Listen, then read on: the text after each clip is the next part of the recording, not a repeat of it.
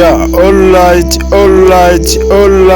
to everyone. Muraho neza bakunze ba filime My Daughter. Disa abantu bose bari muri timu ya Isabella bageze mu rukiko baba nk'abakubiswe n'inkuba. Abantu bose bashigikiye Isabella, abantu bose bari muri timu ya Isabella bageze mu rukiko, isi ibikaragira ku mutwe ibafungiraho amaferi. Umuntu bita Isabella ndetse na Nkuranga bakigira mu rukiko bagiye babona uwahoze ari umwavoka wabo uzi amabanga yabo yose muzi nka Maître David, basanze ari we mucamanza mukuru uraza kuba ashinja umuntu bita Isabella icyaha cyo kuba ari we wibye umwana wa Vumiliya. Mu by'ukuri umuntu bita Isabella akibona ko agiye gushinjwa n'umuntu bita Maître David yahise akorwa n'isoni, aho umuntu bita Isabella atangiye kugenda yiryamisha hasi imbere y'abacamanza.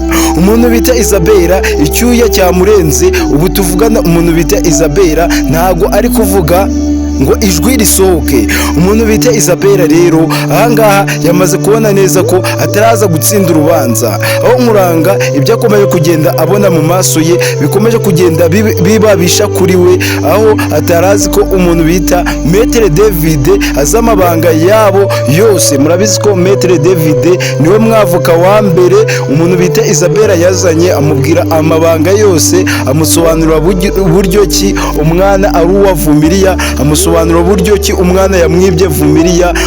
Uyu Maître David, uyu munyamategeko, uyu mwavoka ukomeye cyane, akimara kumva ibyo Isabella amubwiye, akimara kumva ukuri kose yari amaze kubwirwa na Isabella, yaje guhita afata icyemezo, birangira asezereye Isabella na Nkuranga, ababwira ko adashobora kuburana imanza z'amahugu.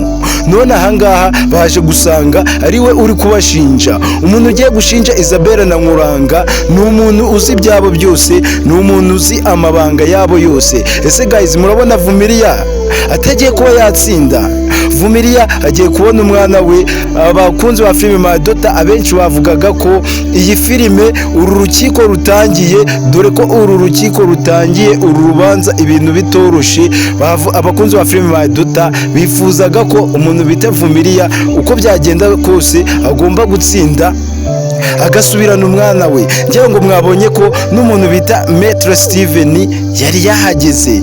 Umuntu bita Maître Steven agiye gufatanya na Maître David. Murabizi abangaba ni abavoka b'abahanga cyane bagiye kuba bakandagaza umuntu bita Isabella. Ese ko amabanga yose ya Isabella agiye kuba yajya ku karubanda, umugabo we akamenya ko Isabella yamuhishe ukuri, ndetse na Nkuranga akamenya ko yari agiye kuba nduhira abandi, umwana yari agiye kurera atari uwe.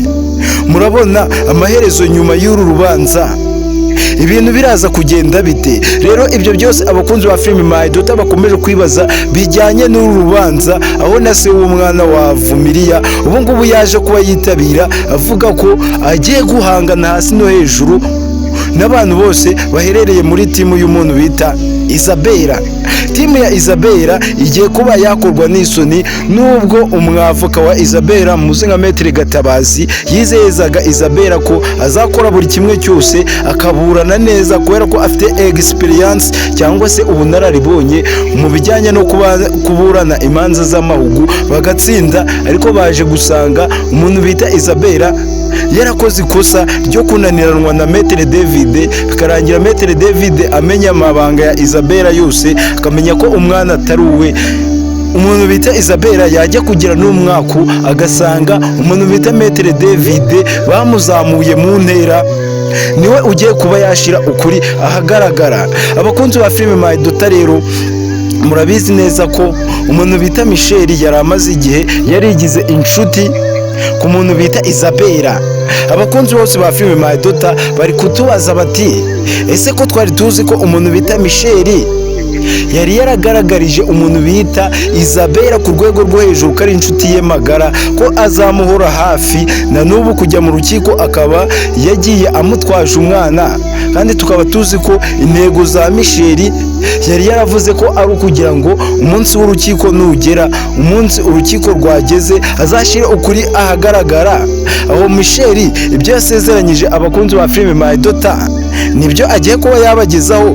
agiye kuba yahaguruka avuga ati Isabella wowe wibye umwana wa Vumiliya ibyawe byose ndabizi ndi umutangabuhamya. Murabizi ko umuntu bita Nkuranga we azi ko umuntu bita Michel ariwe uraza kubafasha gutanga ubuhamya, kubera ko umuntu bita Isabella na Michel bagiye inama bashuka Nkuranga. Umuntu bita Michel abwira Nkuranga ko ariwe waherekeje umuntu bita Isabella agiye kubyara, ariko ahangaha umuntu bita Michel agiye kuba yahaguruka ashinje umuntu bita Isabella. Guys, ahangaha abakunzi ba filime Maidota bagiye kwibonera show ikomeye cyane, bagiye kwibonera uburyo umuntu bita Isabella agiye gukorwa n'isoni, bagiye kwibonera uburyo Imana igiye gukorera muri Maître David akaba yashira ukuri ahagaragara, Imana igiye gukorera muri Maître Steven akaba yatuma uyu mugore ngo ni Isabella ahabwa ibihano bikomeye cyane, kuko murabizi ko uyu mugore yababaje Steven cyane, aho yashimuse Steven akamuzirika ibitambaro ku munwa akamuboha amaguru n'amaboko. Murabizi umuntu bita Steven yavuze ko azakora revenge. Guys, anga mbere yuko tuza tubabwira uburyo umuntu bita Michel agiye kwiyaminiya agashinja uyu mugore ngo ni Isabella ko ari we wibye umwana wa Vumiliya. Guys, ndagira ngo ukande like, reba munsi y'iyi video akantu k'igikumwe k'ikiganza karebye hejuru ukandeho.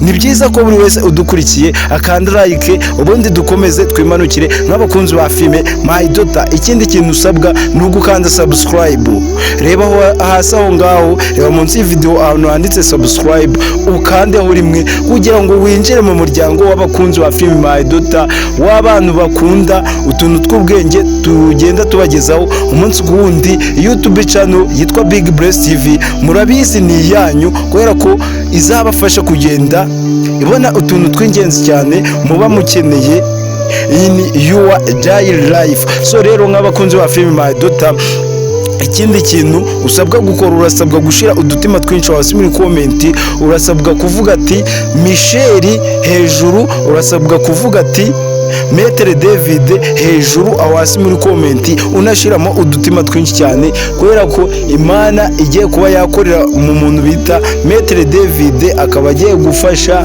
umuntu bita Vumiliya kugaragaza ukuri, gushira ukuri hanze, gushira ukuri ku karubanda. Umuntu bita Isabella isi igatangira ikamubona. Murabizi ko yatangiye kugenda yirwaza, bamubwira ngo bagiye kujya mu rukiko, mwabonye ko yahise arwara aho yagiye bamurandase. Ese guys, murabona uyu muntu bita Isabella, uyu mugore wigize igikura nkota, biraza kurangira atsinze Vumiliya? Ntabwo mukurikije ubusesenguzi tumaze kubaha, mukurikije detaye tumaze kuba twabaha, ndetse n'uburyo mwabonye Maidota episode yabashije kuba yatambuka, mwabonye neza ko umuntu bita Isabella araza gutsindwa, hanyuma noneho umuntu bita Vumiliya agatsinda akabona umwana we. Ese abantu mushigikiye ko umuntu bita Vumiliya yabona umwana we akongera akabona ibyishimo, hanyuma umuntu bita Isabella agahanwa akaryozwa ibyo yakoze, akishura ibintu byose yagiye akorera Vumiliya ndetse na Steven, ndetse umuntu bita Vumiliya na Steven bakaba bakorana revenge bakihorera ku muntu bita Isabella, kubera ko yatumye bica muganga wa Vumiliya nawe wari wariyemeje kuzajya gutangira Vumiliya ubuhamya mu rukiko. Ese wari uzi n'ikindi kiraza gutuma umuntu bita Vumiliya ahita atsinda byoroshye? Ibimenyetso byose arabifite 100%, n'ikimenyetso kimwe yaburaga cya DNA test nacyo ngira ngo mwarakibonye. Iyi diro yayifashijwemo n'umuntu bita Michel niwe wagiye kumwibira sample y'umutsatsi w'umwana, yagiye kumwibira umutsatsi kuri uriya mwana umuntu bita Isabella yita ko ari uwe, awujanira Vumiliya, hanyuma Vumiliya ajya gukoresha ikimenyetso cya DNA test muri laboratoire. Ubu ngubu ibyangombwa byose, ibimenyetso byose umuntu bita Vumiliya arabifite 100% samples, umuntu bita Vumiliya arabifite. Murumva ko ari capable yo kuba yatsinda uyu mugore ngo ni Isabella, kubera ko umuntu bita umuntu bita Vumiriya agiye kuba yafashwa na Maître Steven, kandi Maître Steven anakoreramo revenge cyane, bavuze ko nawe azababaza uyu mugore wamubabaje ngo ni Isabella. Ikindi umucamanza mukuru, umuhesha w'inkiko baje kuba basanga ari Maître David uzi ukuri kose, uzi amanyanga yose ya Isabella. Guys, andika ijambo celebration hasi muri comment, wandikemo n'irindi jambo good, wandikemo n'irindi jambo thank you, wandikemo n'irindi jambo love, kubera ko umuntu bita Vumiriya agiye kuba yabona umwana